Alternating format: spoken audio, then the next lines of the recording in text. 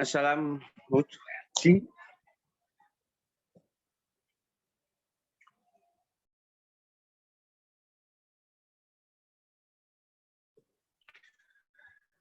Assalamualaikum warahmatullahi wabarakatuh. Salam, Om Swastiastu, Namo Buddhaya, salam kebajikan bagi kita semua. Kami dari kelompok 6 akan mempresentasikan hak dan kewajiban DPR. Sebelumnya, saya akan mengenalkan beberapa anggota kelompok kami.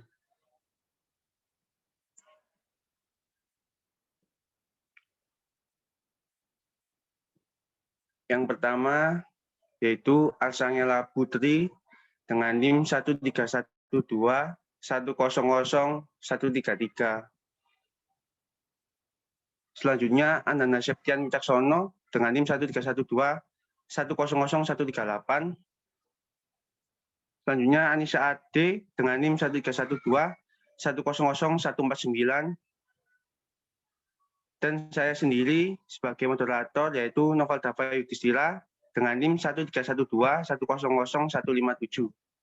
Selanjutnya Putri Apriliani dengan NIM 1312 100 161. Dan yang terakhir Nafisa Putri dengan NIM 1312 100 175.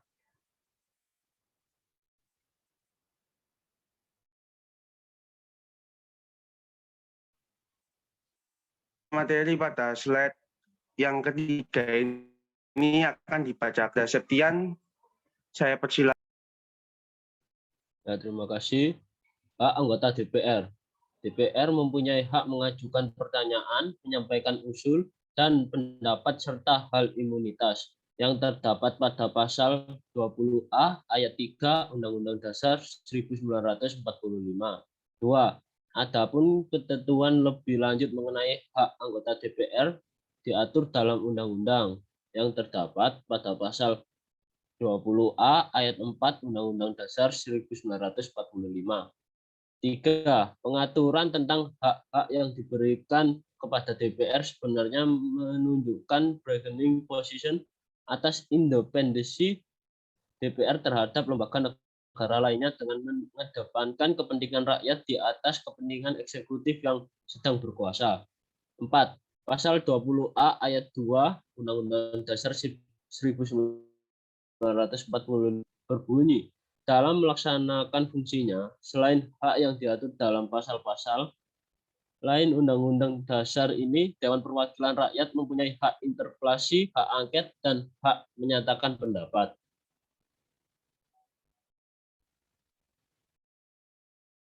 Untuk slide selanjutnya bisa dibacakan oleh Saudara April.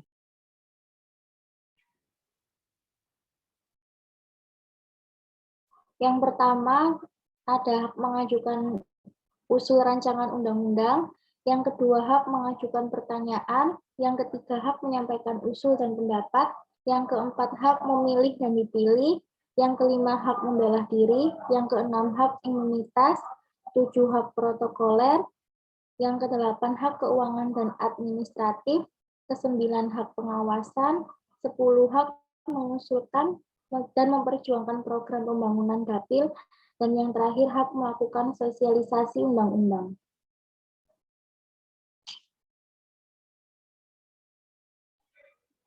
Untuk slide selanjutnya bisa dilanjutkan oleh Saudara Sasa. Baik, terima kasih. Kewajiban DPR. Yang pertama, memegang teguh dan mengamalkan Pancasila. Kedua, melaksanakan Undang-Undang Dasar 1945 dan menaati peraturan perundang-undangan. Yang ketiga, mempertahankan dan memelihara kerukunan nasional dan keutuhan negara Republik Indonesia, atau bisa disebut NKRI. Yang keempat, mendahulukan kepentingan negara di atas kepentingan pribadi, kelompok, dan golongan. Yang kelima, memperjuangkan dan meningkatkan kesejahteraan rakyat. Yang keenam, menaati prinsip demokrasi dalam penyelenggaraan pemerintahan negara.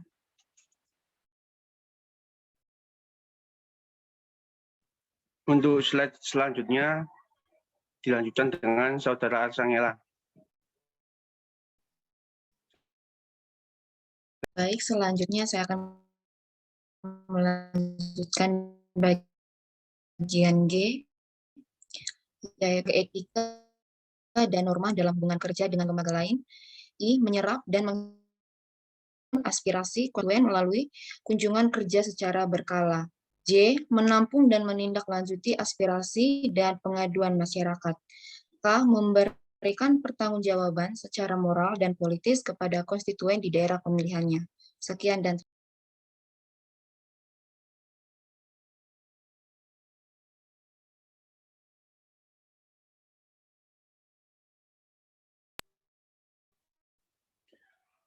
Untuk sesi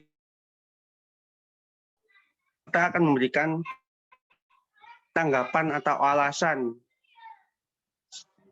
dari salah satu hak dan kewajiban DPR tersebut. Untuk tanggapan pertama,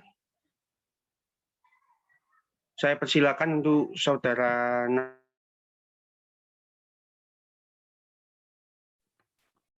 Baik, terima kasih atas waktunya. Menurut saya, kewajiban DPR wajib menyertakan, mengutamakan kepentingan negara dan masyarakat. Mengapa dikatakan demikian? Karena kita dituntut untuk senantiasa mendahulukan kepentingan negara dan masyarakat di atas kepentingan lainnya. Hal ini juga sangatlah logis karena kepentingan masyarakat dan kepentingan negara itu adalah kepentingan umum. Menurut saya, seperti itu. Terima kasih.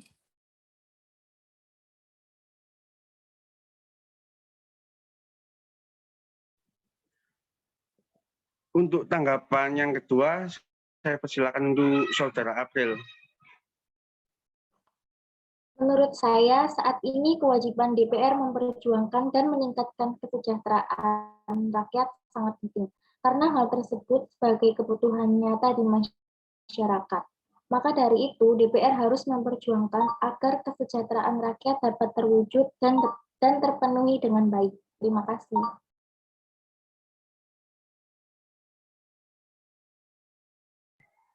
Untuk tanggapan yang ketiga, saya persilakan kepada Saudara Asep.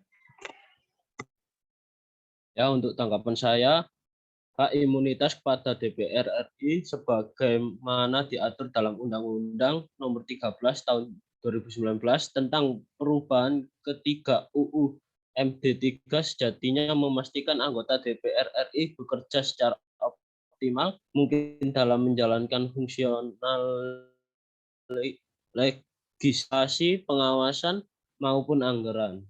Sekian, terima kasih.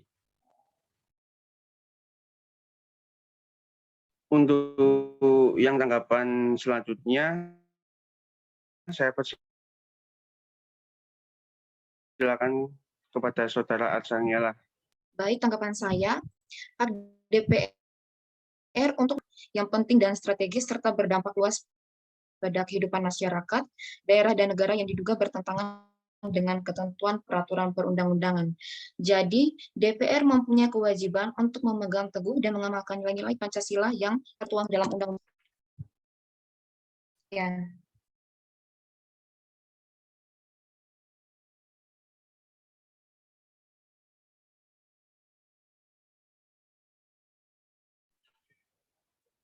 Jadi untuk kesimpulannya, tiap anggota DPR mempunyai tanggung jawab yang besar dalam melaksanakan hak dan kewajibannya.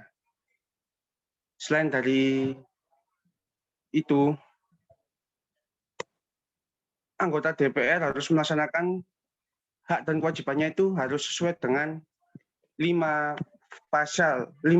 sila yang ada dalam Pancasila, agar berlangsungnya kesejahteraan rakyat dan kedamaian dalam suatu negara tersebut. Sekian presentasi dari kelompok kami. Jika ada kata-kata yang salah,